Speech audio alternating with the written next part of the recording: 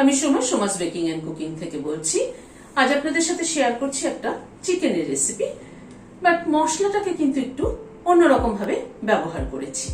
কি করে ব্যবহার করলাম চলুন তাহলে দেখতে থাকি। এখানে 800 গ্রাম চিকেন ভালো করে ধুয়ে পরিষ্কার করে নিয়েছি। এটাকে একটু সাইডে সরিয়ে রাখছি।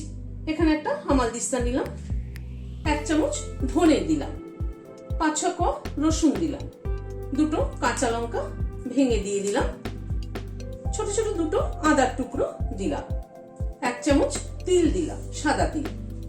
সবকিছুকে থেতো করে নিচ্ছি। মশলা কিন্তু এইভাবে ইনস্ট্যান্ট থেতো করে দিলে পরে তার ফ্লেভার কিন্তু আলাদা হয়।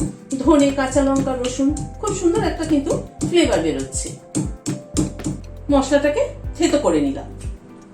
এবার চিকেনটার মধ্যে এই মশলাটাকে দিয়ে দিলাম ম্যারিনেশনে।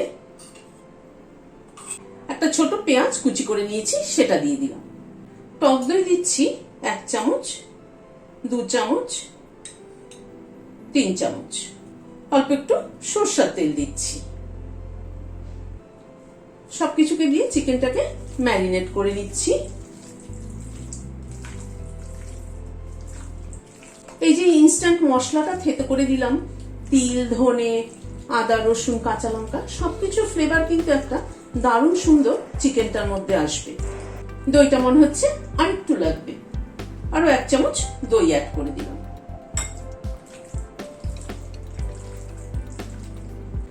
চিকেনটাকে ম্যারিনেট করে হাফ এন আওয়ার মতো রেখে দিচ্ছি। হাতে সময় থাকলে আর একটু বেশি রাখলে ভালো হয়। আজ রান্নাটা সাদা তেলে করছি। সাদা তেল দিচ্ছি কড়াইতে। তেলটা গরম হওয়ার পরে প্রথমে একটা বড় এলাচের দানা তেলের উপরে দিলাম। গ্যাসের ফ্লেমটাকে কমিয়ে রাখলাম। একটা স্টার অ্যানিস দিলাম, 2টো লবঙ্গ দিলাম, 1 টুকরো দারচিনি দিলাম, 2টো ছোট এলাচ মাথাটা ফাটিয়ে দিলাম, আর একটা তেজপাতাকে ছিঁড়ে দিয়ে দিলাম। ফোড়নটাকে কিন্তু ভালো করে ক্র্যাক করিয়ে নিতে হবে। ফোড়নটা থেকে একটা সুগন্ধ বেরোনোর পরে এখানে একটা বড় সাইজের পেঁয়াজ কুচি করে নিয়েছি, সেটা দিয়ে দিলাম। তেলে কিন্তু প্রথমে যেটা ফোড়ন দেওয়া হয় সেই ফোড়নটার ফ্লেভারটাই কিন্তু বেশি করে ধরে নেয়। পেঁয়াজটাকে গ্যাসের ফ্লেমটাকে মিডিয়ামে রেখে পেঁয়াজটাকে ভেজে নিচ্ছি হালকা করে। এখানে আমি প্রথমে বড় এলাচের দানাটা দিয়েছি, তাই বড় এলাচের গন্ধটা কিন্তু এর মধ্যে বেশি প্রাধান্য পাবে। পেঁয়াজটাকে ভেজে নিচ্ছি হালকা করে। পেঁয়াজটা যেই হালকা ভাজা হয়ে আসবে তখন রসুন বাটাটা দিয়ে দিতে হবে। রসুন বাটাটা এখানে 1 চামচ, উঁচু 1 চামচ রসুন বাটা দিলাম। রসুন বাটাটাকে দিয়ে ভালো করে একটু নাড়াচাড়া করে নিচ্ছি।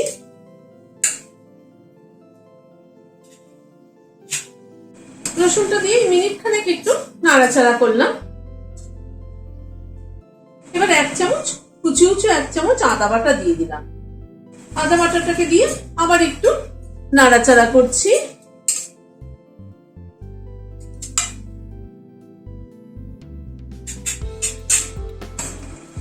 আদা বাটাটা দিয়ে আরো মিনিট খানেক একটু নাড়াচাড়া করলাম।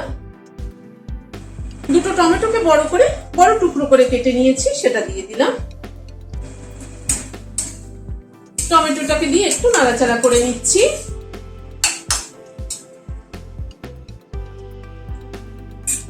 হলুদ গুঁড়ো দিচ্ছি 1/2 চামচ, কাশ্মীরি রেড চিলি পাউডার দিচ্ছি 1/2 চামচ। কেউ যদি ঝাল বেশি খান এখানে আরো একটু কাঁচা লঙ্কা বা লাল মির্চ অ্যাড করতে পারেন। কিন্তু এখানে নুন দিচ্ছি 1/2 চামচের একটু বেশি। সবকিছুকে দিয়ে একটু নাড়াচাড়া করে নিচ্ছি।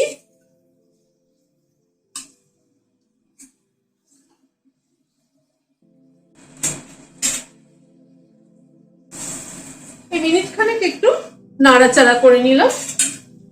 এবার চিকেনটাকে দিয়ে দিচ্ছি। ম্যারিনেট করা চিকেনটাকে দিয়ে দিচ্ছি। চিকেনটাকে এবার সব মশলার সাথে একসাথে মিশিয়ে নিচ্ছি।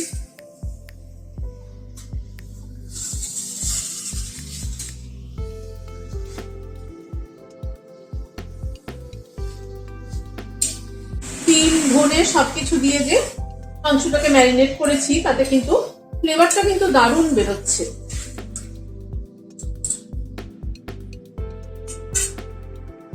সবকিছুকে দিয়ে চিকেনটাকে একবার মিনিট খানেক একটু নেড়ে নিলাম। এবার একটু ঢেকে দিচ্ছি এবং গ্যাসের ফ্লেমটাকে মিডিয়ামে রাখছি। ঢেকে ঢেকে চিকেন কষালে তার টেস্ট কিন্তু আলাদা হয়, খেতে কিন্তু দারুণ টেস্টি হয়। মিনিট 5 মতো ঢাকা ছিল, ঢাকাটা খুলছি।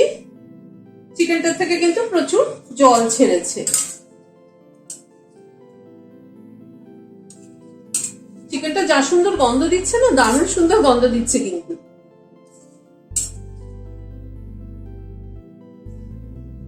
একটু নেড়ে দিয়ে আবার একটু ঢেকে দিচ্ছি।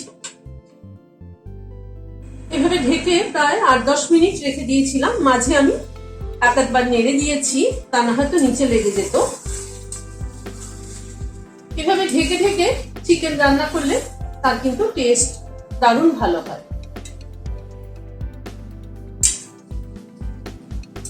চিকেনটা অনেকটাই কষানো হয়ে এসছে, তেল ছাড়ছে, বাট পুরো কিন্তু এখনো কষানো হয়নি, আর একটু তেল ছাড়বে।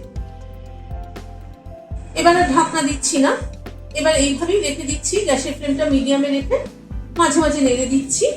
এইভাবে আরো মিনিট 3-4 মতো রাখছি। আরো প্রায় 3-4 মিনিট চিকেনটাকে কষিয়ে নিলাম। দেখুন একদম পুরো তেল ছেড়ে গেছে কিন্তু এখন।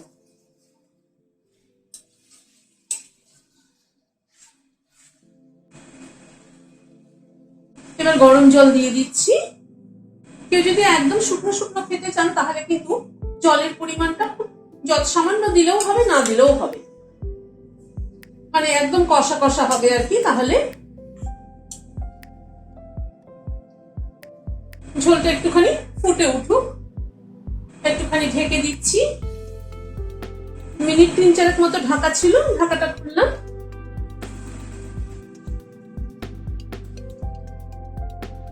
হাফ চামচ চিনি দিয়ে দিলাম। বড় 1 চামচ ফ্রেশ ক্রিম নিয়েছি, ফ্রেশ ক্রিমটা দিয়ে দিলাম। 2 কাঁচা লঙ্কা মাথাটা চিড়ে দিয়ে দিলাম। গ্যাসের ফ্লেমটাকে বন্ধ করে দিচ্ছি।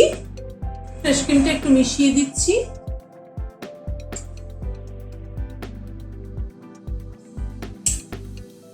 ঢেকে দিচ্ছি স্ট্যান্ডিং টাইম 5 মিনিট।